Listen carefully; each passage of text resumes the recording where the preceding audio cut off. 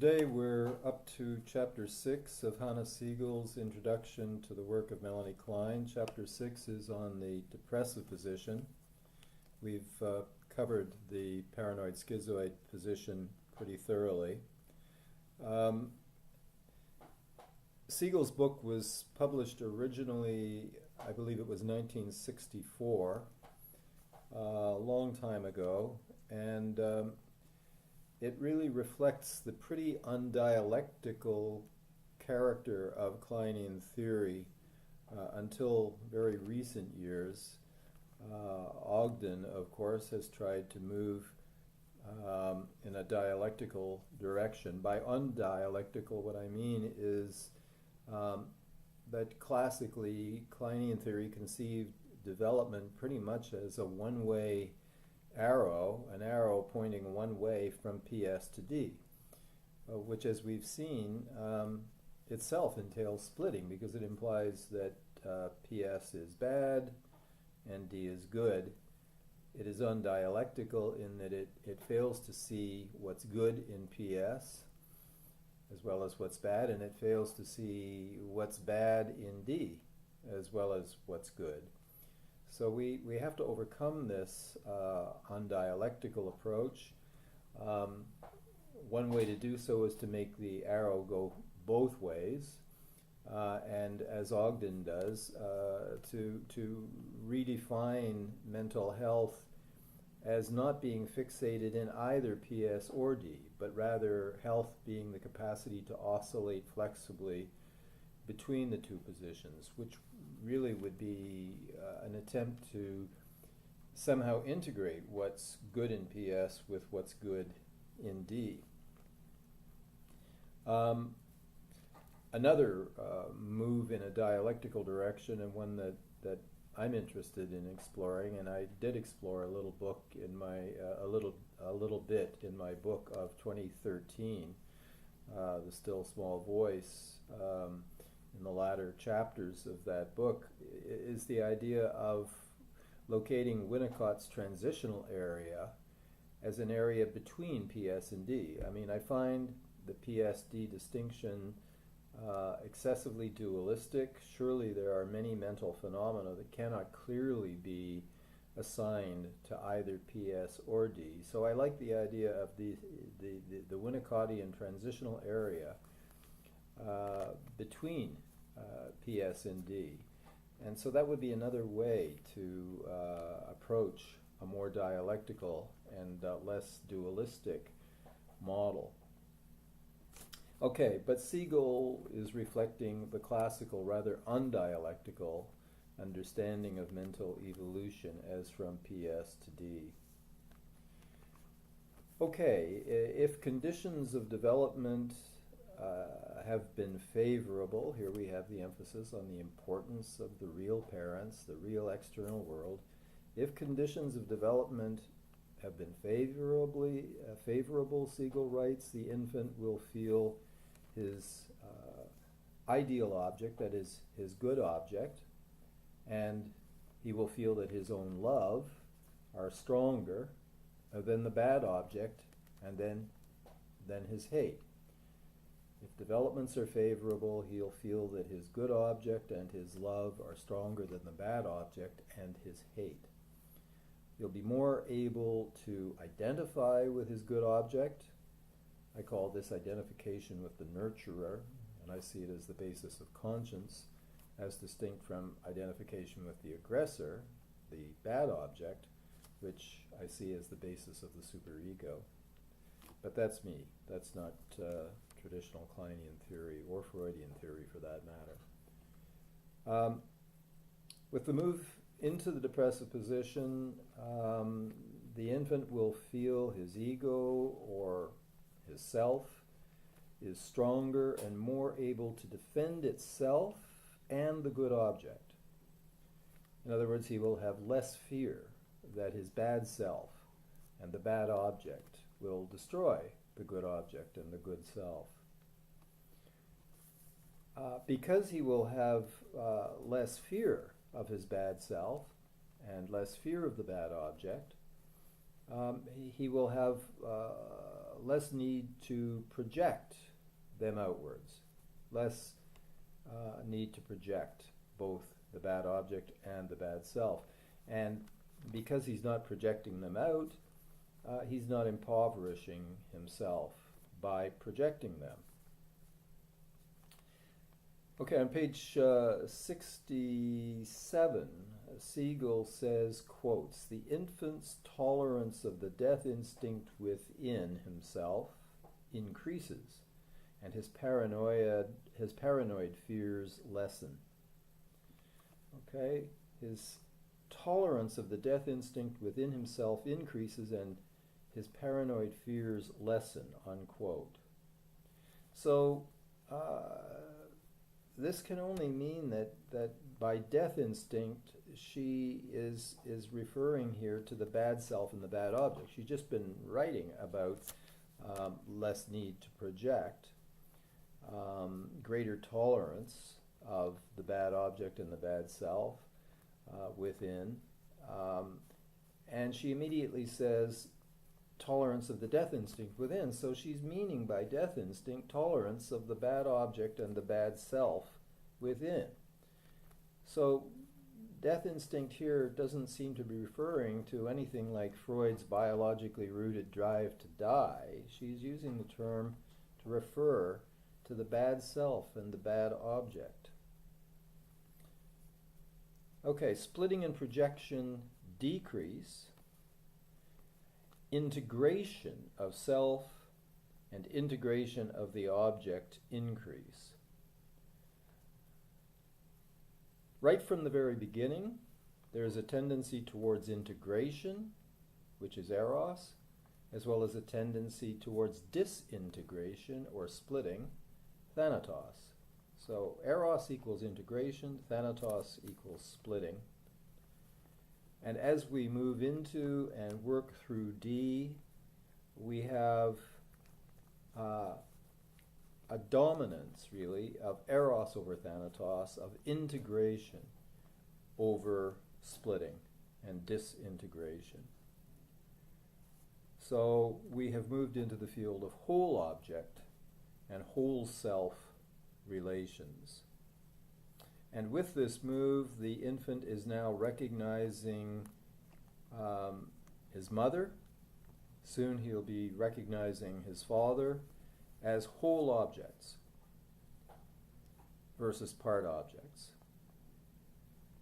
By part objects, here Siegel is referring to the breast, hands, face, eyes, body parts, part objects, and split objects. Both part objects and split objects. Split objects, all good, all bad, are overcome. By split objects, all good, but also loved and present, and by all bad, the hated object and the absent object, these are integrated into one whole object. This is the same mother, whom at times I'm loving and at times I'm hating. And I'm able to hold an image of this mother, this loved and hated mother, even in her absence. Now, of course, this is what the cognitive psychologist Jean Piaget calls object permanence, the ability to hold an image of the object even in the object's absence, and to be able to continue to love the object even in its absence. But he locates this as arising around 18 months, whereas Siegel sees the move into the depressive position and whole self and object relations as happening sometime between 6 and 12 months. So there's a difference in the timing here. Okay, seeing mother as a whole object means recognizing her as an individual who has a life of her own. In other words, she's separate from me. And recognizing her separateness also entails recognizing that as a separate person, she also has relationships with others. She doesn't just relate to me. There are other people in her life. So we have the emergence of triangulation, and therefore the Oedipus complex, the eternal triangle.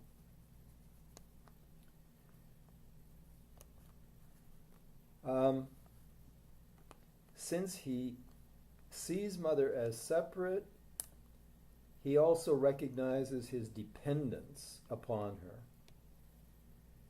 He recognizes his dependence, and he recognizes that she has relationships with others. And of course, this leads to jealousy. The object is no longer split, and so the ego, or the self that is identified with the object, is no longer split. We have a whole self and a whole object. And this move into whole object relations means an increase in reality testing. In other words, the perception of both the object and the self is less distorted.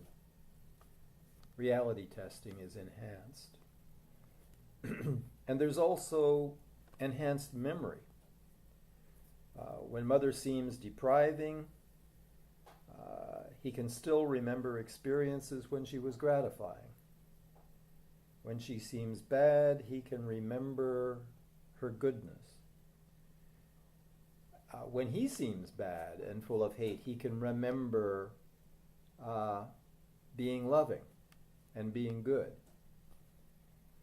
So, at the same time, there is recognition that it's the same person himself who both loves and hates the same person, the object. And so now we're in the field of conflicts of ambivalence. Loving and hating the same object, which means that there's a conflict that I'm experiencing between my love for the object and my hate for the same object. And there's a conflict between my love for myself and my hate for myself as one object. So this is the field of ambivalence, love, hate, conflict, and this is the essence of neurosis. This is what neurosis is. This is what neurotic conflict is. With this, there's a change in the leading anxiety. It is no longer persecutory fear of being destroyed by the bad object, being prey for the predator, the bad object, or the bad self. Rather now, the leading anxiety is by fear that my hate and destructive impulses have or will destroy the good object, and the good self. The bad object and the bad self, I fear, will destroy the good object and the good self. So it's no longer that the self will be destroyed, but that the object will be destroyed. There's a shift of the anxiety from self to object. This is the shift from narcissism to what Winnicott calls the capacity for concern. This is the shift out of narcissism, which predominates in PS, into the field of concern for the other, which is the field of the depressive position. The leading anxiety is no longer persecutory anxiety, but depressive anxiety, not depression. Remember, there's no depression in the depressive position. There's sadness, there's mourning, there's pining, but there's no depression. It's a shift from persecutory anxiety in PS to depressive anxiety, Winnicott's capacity for concern in D. With the lessening of projection, there is an intensification of introjection. Because I recognize the object's separateness, and I recognize my dependence upon it, I have an increased need to introject the object, to keep it inside, because I recognize its separateness. Out of my separation anxiety, I have an intensified need to introject and keep the object inside through oral introjective mechanisms. But these oral introjective mechanisms attempting to keep the object inside lead to fears of devouring and thus destroying the good object. My very need for it leads me to wish to devour it, which increases my anxiety that in devouring it, I may destroy it.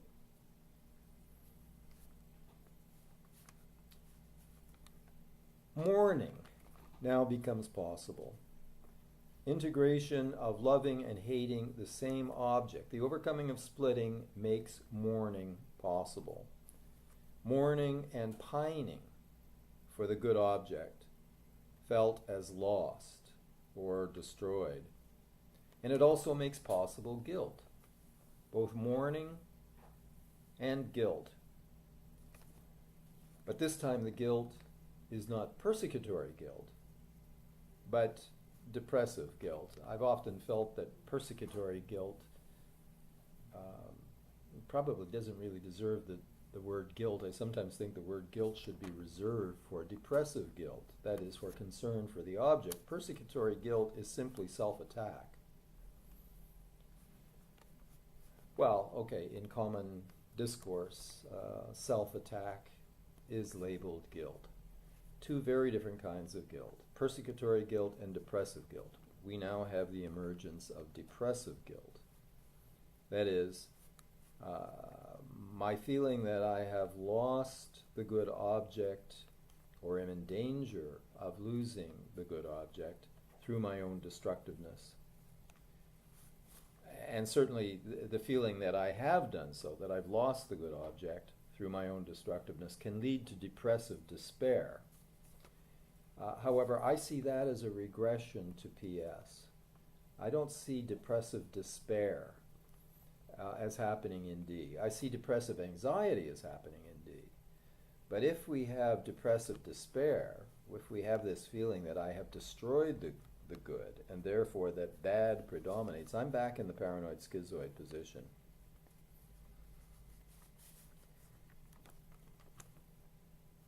If I'm in the depressive position, Siegel writes, quotes, he remembers that he has loved and indeed still loves his mother and feels that he has devoured or destroyed her, both in the internal and the external worlds. Okay, if I can remember that I have loved, and if I can remember that I indeed still love her, I'm in the depressive position, because I'm seeing that I'm not splitting. I'm not all about hate. I'm remembering my love. If, on the other hand, my feeling that I've destroyed the good object is intensified to the point where hate predominates and the good is gone to be replaced by the bad, I've regressed into the paranoid schizoid position. If I stay in D, however, I can experience depressive guilt. I can experience pining for the good object. If I go to the point of hopelessness, however, I think I'm back in the paranoid schizoid position.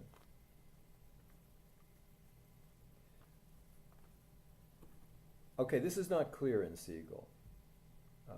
Siegel implies that depressive despair can exist in the depressive position. I don't see it. I think that involves splitting once again.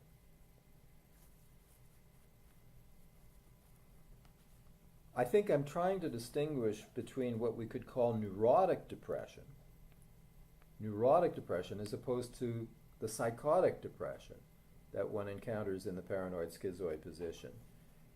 Neurotic depression is more about sadness, I think.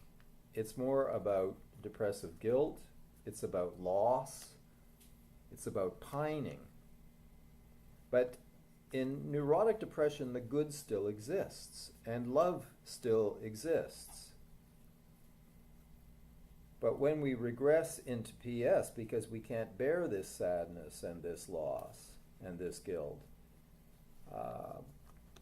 then we're back into splitting and projection once again.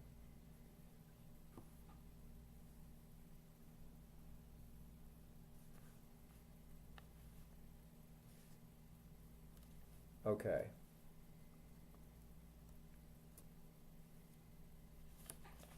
It's only in the paranoid schizoid position, I think, where true depression, psychotic depression, occurs. Goodness and love are gone. Everything has turned bad. We're splitting again.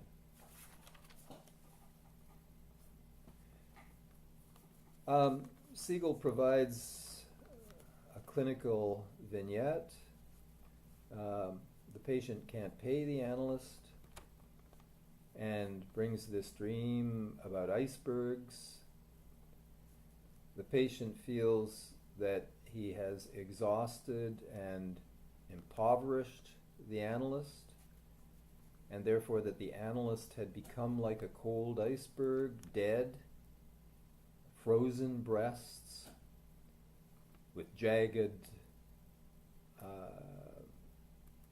like teeth, jagged edges like teeth. In other words, the patient is feeling, as I withhold feeding the analyst, so she has become a cold breast that can't feed me. This is in accordance with the Talion law, eye for an eye. I'm not feeding her, she's not feeding me. I'm not feeding her, she's giving me a cold breast.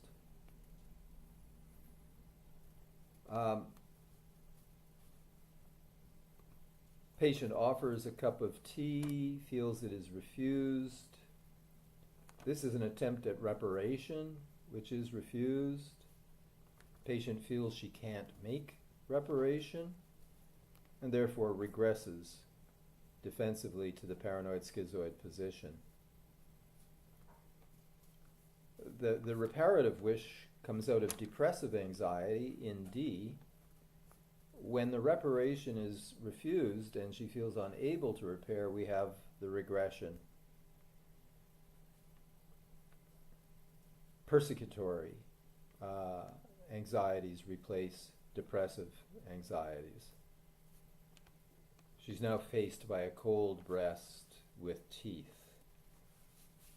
This is a persecutory kind of depression, of the kind that we encounter in the paranoid schizoid position. On page 72, Siegel writes, "The experience of depression mobilizes the wish to repair," unquote. The experience of depression mobilizes the wish to repair, unquote. This is an error. The experience of depressive anxiety mobilizes the wish to repair, not the experience of depression. Depressive anxiety in the depressive position mobilizes the wish to repair. Only when repair fails does paranoid schizoid depression arise. There is a longing to restore and regain the lost love objects and give them back life and wholeness. That is in D. That is in the depressive position. On page 73, Siegel writes, "The failure of reparation leads to despair." Yes, that is paranoid schizoid depression. In other words, the failure of reparation leads to regression into PS, where we have despair. Successful reparation, or feeling that some progress can be made through repairing, this resolves depressive anxieties. This leads to regaining, repairing the good objects. Okay, Siegel is pretty clear that it's not simply a matter of arriving at D, escaping PS and arriving at D. Once we arrive at D, we face a whole series of new tasks working through D, working through the depressive anxieties, not just reaching it. In other words, we've reached the field of neurosis, and now we have to struggle to resolve all of our neurotic anxieties and conflicts. As we've seen with lessening projection, there's less distortion, more reality perception, including perception of my dependency. This is the discovery of psychic reality, my internal emotional world. I become aware of the self and the objects as separate. I have a much keener awareness of the difference between external reality and internal reality. I distinguish between the two. Reality testing is more established. And with this, omnipotence lessens. The omnipotence that predominates in the paranoid schizoid position, omnipotence of both the object and omnipotence of the self. As we move into and work through D, this omnipotence lessens. I have a greater sense of the reality of my impact on others. I'm more able to perceive the reality of my impact on others. And with a declining of my sense of omnipotence, I have an increased awareness of the resilience of the object. I'm not so all-powerfully destructive or magically all-powerfully loving, but the object is not so vulnerable. The object is separate, it has a reality, and it has resilience, which I perceive. It's less in danger of being destroyed by me than I thought.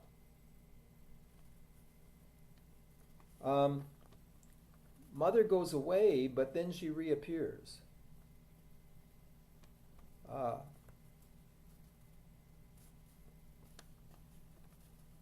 She comes back after being absent. Freud's observation of his grandson's Furt da game. Gone, back. In other words, she appears to survive. So the return, repeatedly, of her care and attention gradually modify my belief in the omnipotence of my destructiveness. I have not gotten rid of her, killed her, destroyed her forever. She survives, she comes back. Of course, Winnicott says that's the mother's and the analyst's main job, to survive.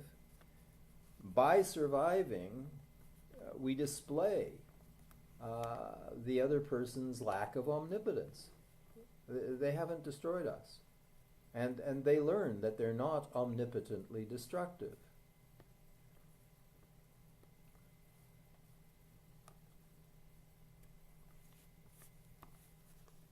The failure of magical or manic reparation, of which we'll say more in a few minutes, also diminishes belief in the omnipotence of love. Just as I have less belief in the omnipotence of my hate, so I have less belief in the magical omnipotence of my love. There are limits, in other words. I am discovering the limits of both my love and my hate.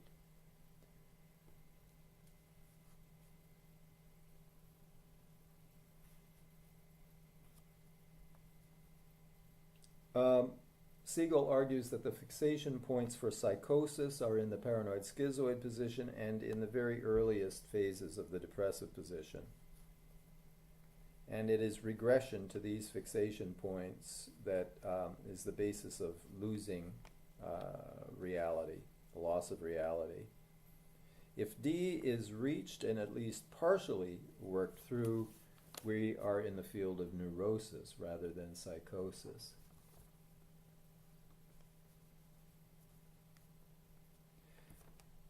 As I move into and work through D, I have a greater capacity to love and to respect people as separate. as differentiated individuals.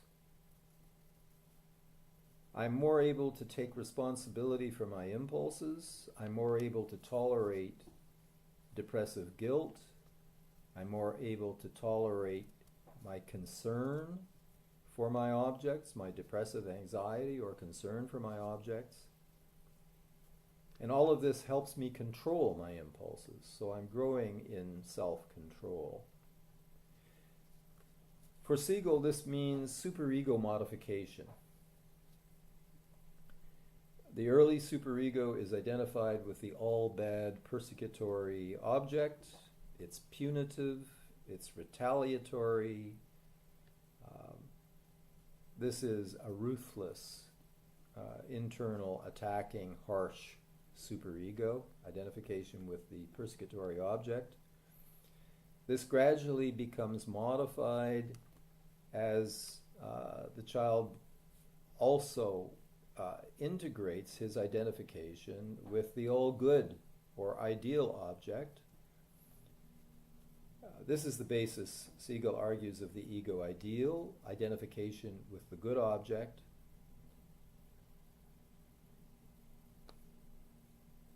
This leads to the formation of high ideals. The initial ego ideal is highly perfectionistic. It's based on identification with an idealized object. This reflects very high ideals, and this can also be persecutory because it is so perfectionistic, it's so demanding, it's hard to live up to this ego ideal. But gradually these two become integrated. Identification with the bad object, identification with the all-good object, these become integrated as we move out of splitting into integration. We have a good whole object now, identification with which leads to a more modulated, moderate superego, a more forgiving superego.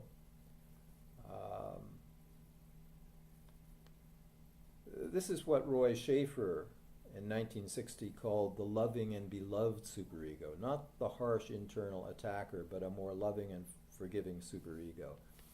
And of course, James Strachey, in his classic paper on the therapeutic action of psychoanalysis, is talking about this kind of superego modification.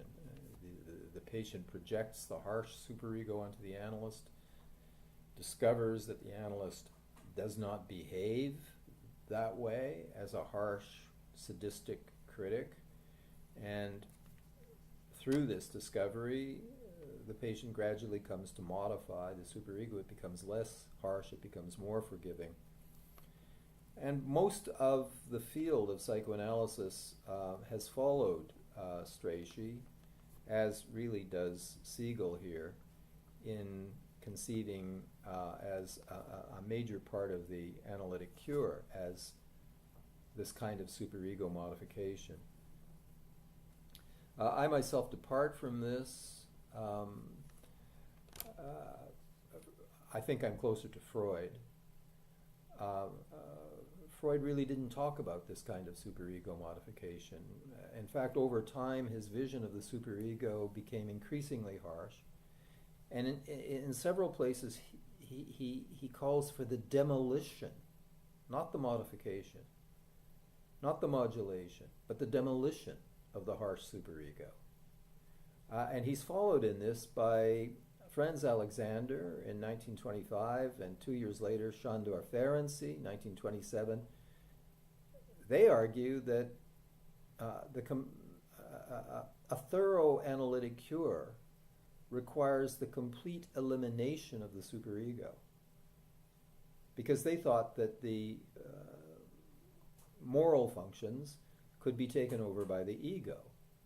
Now, I don't agree with that. I don't believe the ego can serve as a conscience. I posit conscience as a separate function. So I'm contrasting conscience with superego. The superego for me remains harsh and persecutory. Conscience, on the other hand, is identification with the good object. And I see the cure as displacement of the superego by the conscience. But that's not the way the mainstream has viewed it.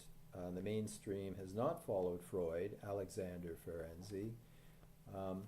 It's followed Strachey in terms of thinking of the cure as involving superego modulation, rather than following Freud, who saw the cure as the superego's demolition.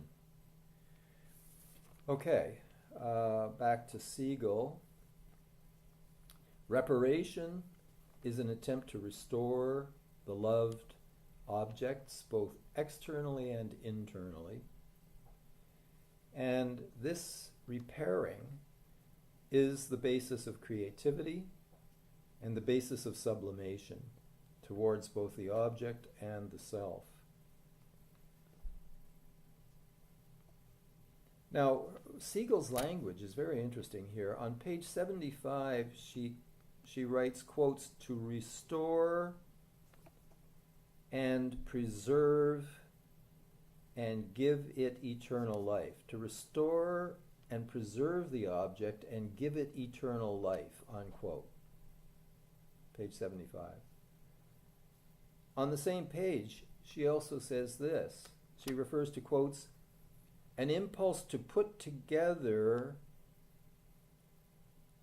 that which has been torn asunder," unquote. The impulse to put together that which has been torn asunder. This is biblical language. This is New Testament language. Now, Siegel was Jewish. I don't know whether she converted, but to me this sounds very much like the Book of Common Prayer, this language, to restore and preserve and give it eternal life, eternal life. To put together that which has been torn asunder.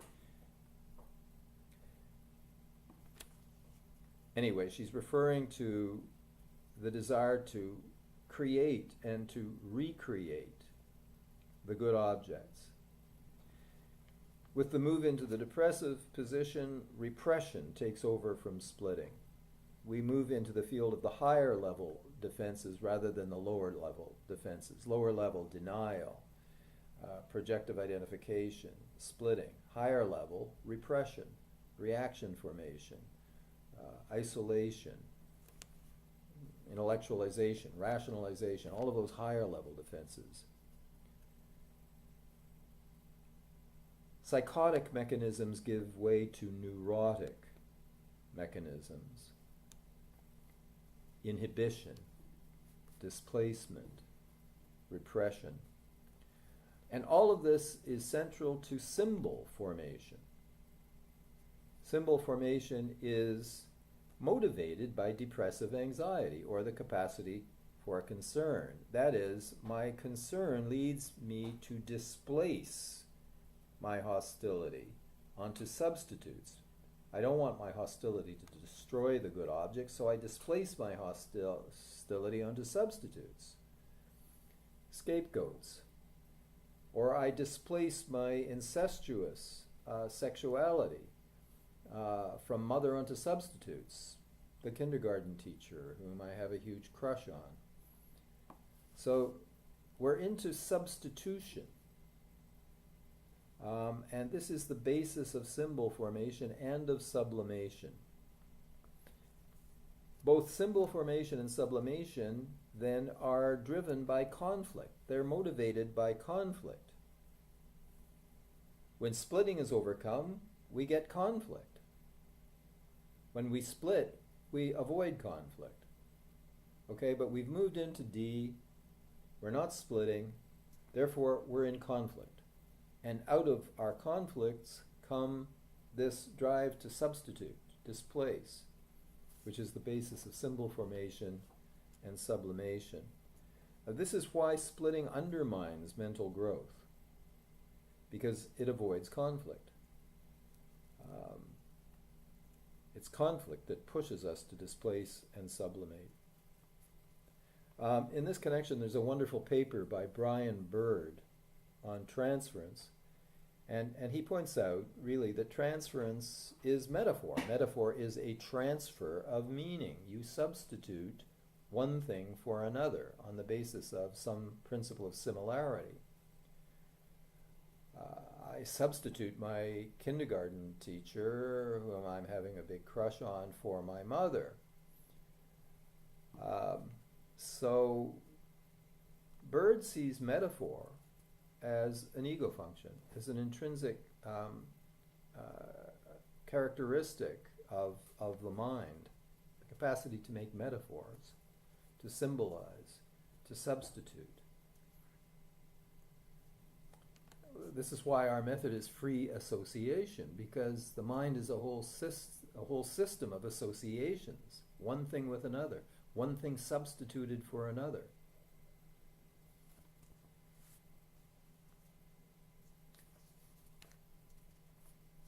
Instinctual renunciation, according to Freud, is the basis of sublimation, but instinctual renunciation involves mourning. It means giving up of an instinctual aim or object.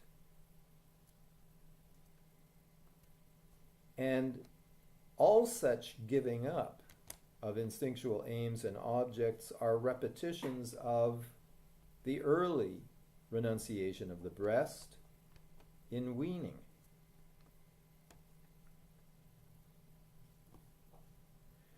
And the objects that we give up are introjected. They're assimilated into the ego. We lose them in the external world and we replace them, we restore them in the internal world. And this kind of assimilation of the object then, as assimilated into the ego, becomes a symbol. Everything given up gives rise to symbol formation. So symbol formation is the outcome of loss. And as we know, creativity, creative work, is often initiated by a loss. That is, there's been some loss, there is pain, there is mourning, and somehow out of the mourning comes creativity.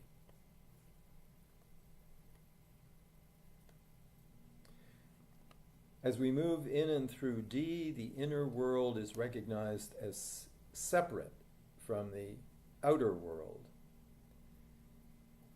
Separate. And the symbol is seen as separate from the object it represents. The symbol is differentiated from the object that it represents. This is what Siegel calls symbolic representation. In the depressive position, there's a gap recognized between the symbol and what it represents. This is lost when we regress into the paranoid schizoid position, where we have symbolic equation instead of symbolic representation. Symbolic equation, the symbol and the object are equated or identified, merged. Symbolic equations then are literal, concrete, not metaphorical. Or if you want to continue to use the term metaphor, this is the distinction between live metaphor and dead metaphor. Dead metaphor has become concretized, literalized, as opposed to live metaphor, which is non-literal.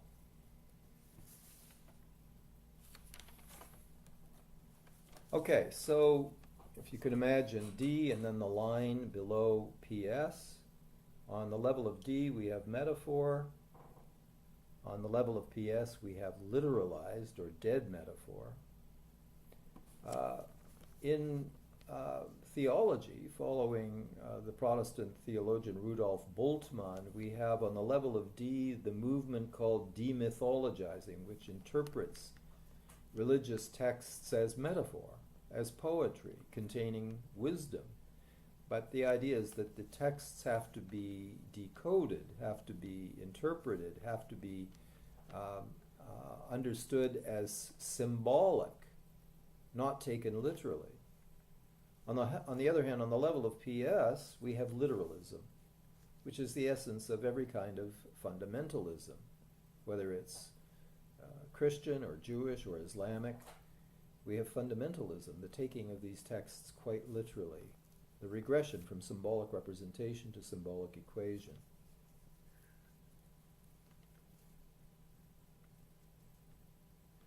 Okay, with loss we have mourning and we have reparation. Loss, the work of mourning leading to recovery. The ego becomes enriched by the objects that are recreated within through the mourning and reparation processes. Our success in reparation leads to growing confidence in our capacity to retain or recover our good objects. Our confidence grows in our capacity to retain or recover our good objects. We have greater belief in our love and our creative, reparative potentialities. But on page 80, Siegel emphasizes the depressive position is never fully worked through. The anxieties pertaining to ambivalence and guilt, as well as situations of loss, which reawaken depressive experiences, are always with us. So here we are in the depressive position. We can make progress within it. We can become less neurotic. We can become more and more confident in our capacity to love, more and more confident that our love is stronger than our hate, therefore less anxious, less inhibited. But there's no end to our struggle with depressive anxieties.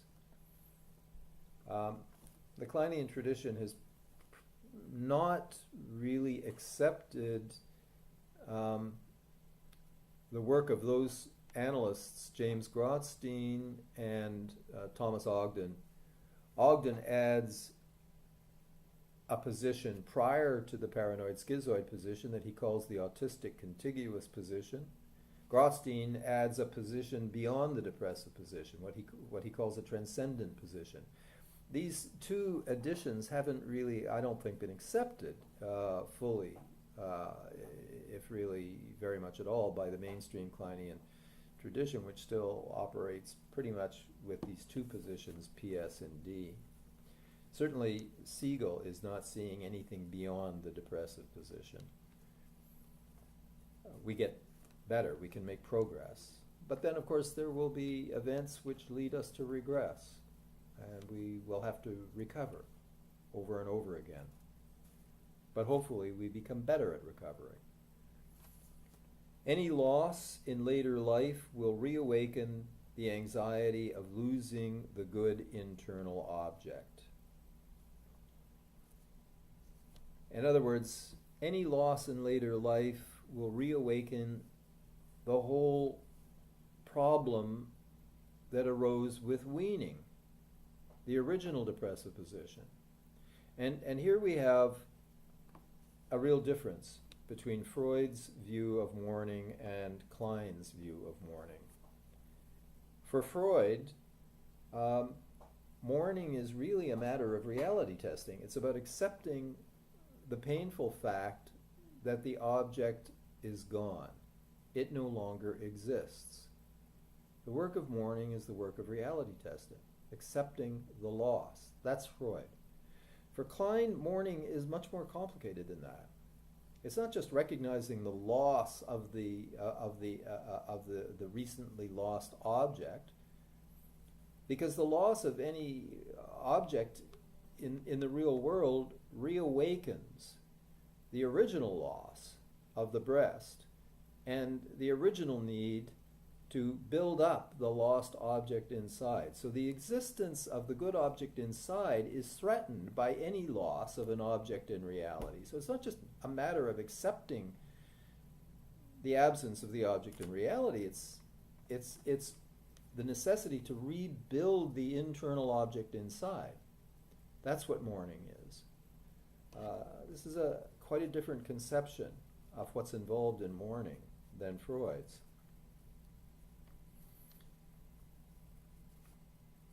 A loss of an object in the real world threatens the loss of the internal object. It requires reworking of the depressive position. When the depressive position is not worked through sufficiently, belief in love and creativity and the capacity to retain good objects internally and externally is not firmly established. And the ego then is dogged by anxiety, fear of a total loss of the good.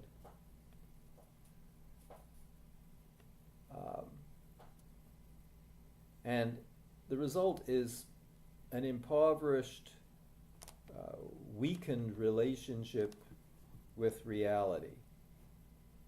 My relationship with reality is tenuous.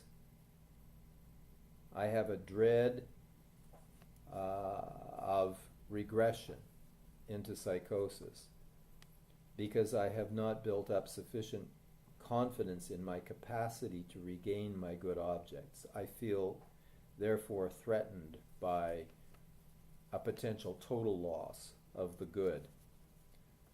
I have a dread of regression into psychosis. Okay, that's chapter 6. Turning to chapter 7, which concerns the Manic Defences. I find Siegel's discussion here quite confusing in that she speaks here about depression in the depressive position. And I don't believe depression exists in the depressive position. She says that in D we have depressive despair, depression and despair, when one feels he has irretrievably ruined his mother.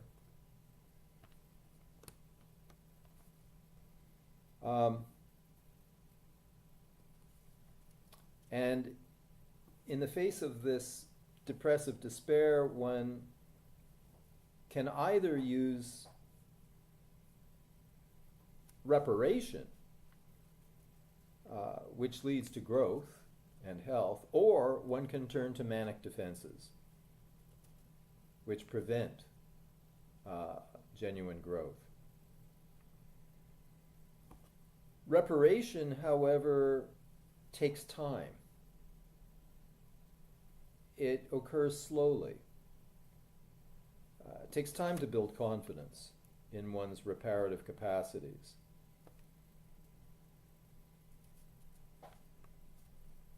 Siegel says manic defenses may be needed to protect the ego from despair. Again, for me, depression and despair occur in the paranoid schizoid position. So the use of manic defenses for me represents a regression. Manic defenses are essentially forms of omnipotence, which characterizes the paranoid schizoid position, magical thinking. So regression to paranoid schizoid, manic defenses really, I think, occur there.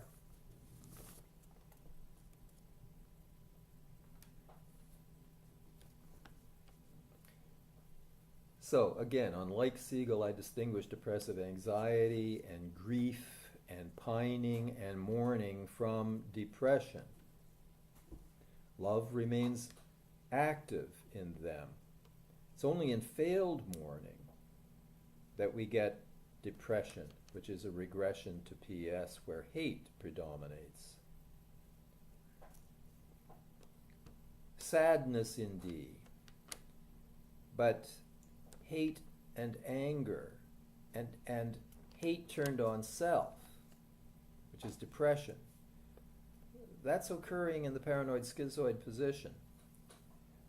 Two kinds of tears, sad tears and angry tears. it's important to be able to distinguish these two kinds of tears, these two kinds of crying.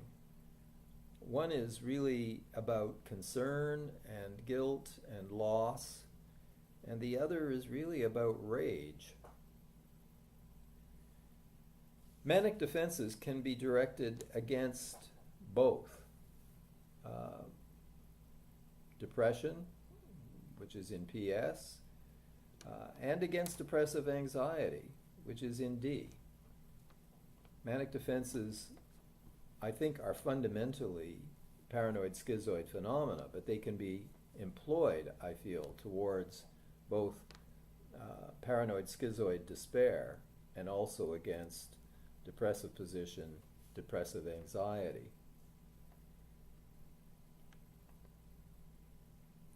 Okay, instead of saying the patient defends against D anxieties by regressing into PS and using PS mechanisms like splitting and idealization and projective identification and denial, Siegel says these mechanisms are used in D against depressive anxiety and guilt and to deny dependence, and against the internal world that contains valued objects, and used against any relation between self and object that threatens dependency, ambivalence, and guilt. So she sees all of these primitive mechanisms as operating in D against D anxieties. I think this is incorrect.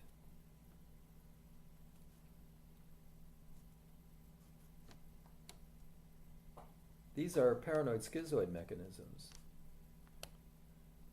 The patient has defensively regressed into PS and is using PS mechanisms to defend, to ward off unbearable depressive position guilt, unbearable depressive position, depressive anxiety, regressed into PS using manic defenses. Manic defenses are an attack on psychic reality by awakening omnipotence and control.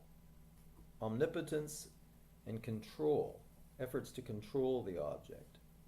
This is a PS regression. Here she helpfully refers to what she calls the manic triad. The manic triad: control, triumph, and contempt. Control, triumph, and contempt. All of these defend against valuing and depending on the object. They defend against the fear of loss, and they defend against guilt. Okay, control denies dependency because a controlled object can be depended on. I control it. Triumph. Triumph denies my valuing and my caring for the object. It's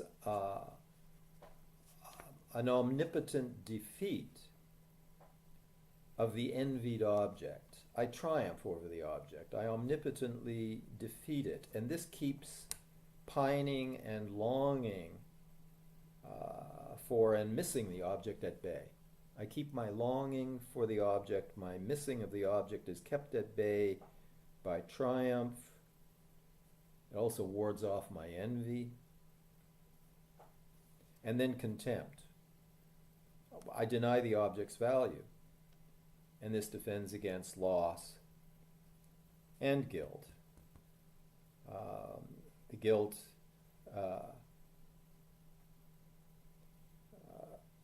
because the object is not worthy of guilt. I don't need to feel guilty about harming or destroying the object because it's worthless. And my contempt for it justifies further attacks upon it. Okay, the manic triad. In this connection, I just want to make the point that I think much of our culture is manic in this sense. I think it was in the 1930s that the Scottish psychotherapist Ian Suttie wrote his classic, The Origins of Love and Hate, And he characterized our culture as having a taboo on tenderness, a taboo on tenderness.